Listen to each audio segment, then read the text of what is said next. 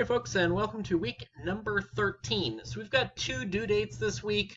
That's not a huge deal. It's not anything too particularly sticky, but just pay attention. We've got a Friday and a Monday. So what are we going to do first? Obviously watch the video. Watch using Turnitin. So I make Turnitin available to you guys. If you guys don't know what it is, it's a plagiarism checking software. But I turned around to use it so that you guys can actually look at your own papers, and it'll show you exactly what source, what material it's finding from outside sources in your paper, just in case you forgot a quote, for example. So this video will show you how to use that. Then watch. Sorry about that. So look for an email regarding peer review. So if you guys submitted your papers on Monday, the 6th. When they were due, I put peer review groups together. You'll get an email for that. If you didn't get it in on time or you don't get it in on time, I will try to get another set of peer review groups together on Wednesday, maybe even Thursday morning for you guys, okay?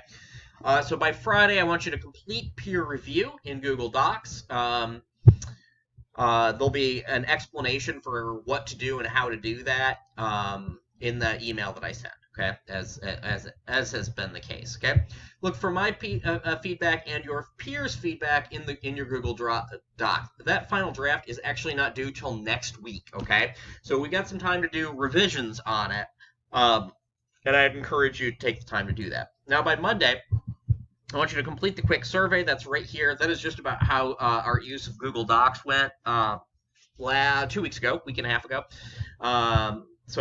Just take that survey. I'd appreciate that. Read the Essay 4 assignment, watch the research process video, and then write and submit your proposal for Essay 4. And take a look at Essay 4.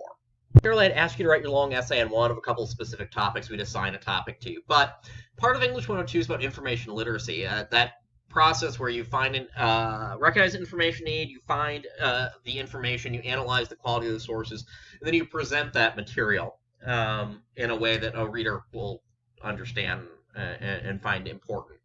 Of course, part of this is identifying the information need. In other words, discovering a topic. So I want you to develop a 7 to 10 page investigative rather than an informative research paper, so focus on solving a practical problem. And this is where that video on the research process comes in. Make sure you watch that. It talks about moving from practical problem to practical solution. Okay, so for the proposal, I want you to propose a topic and a research question, your information need. It should be laid out in a 1-page document that we'll have below, arguing why it's a worthwhile topic to study. It should include the topic and the practical problem, an explanation of why this is a topic you can study, why it's worthy of studying, and how you can manage to handle it in 7 to 10 pages, okay? And why the general public should be interested in your results. So the paper itself will be 7 to 10 pages, 2,500 words-ish. Everything should be cited. We want to make sure we don't consider topics that are merely informational, like how can we stop obesity? We know how to stop obesity. Eat less, exercise more. Or what's the best treatment for lupus?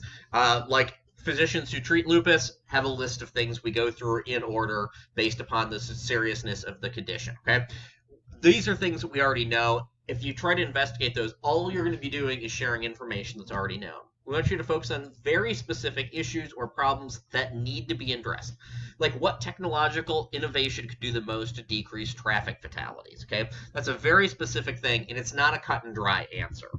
Here's this video on the research process. It's not how to do research. It's about that movement from practical problem to practical solution and where research falls in there, okay?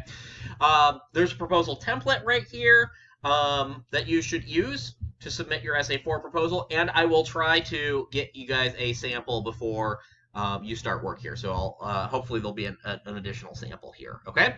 As always, if there's anything I can do to help, don't hesitate to let me know.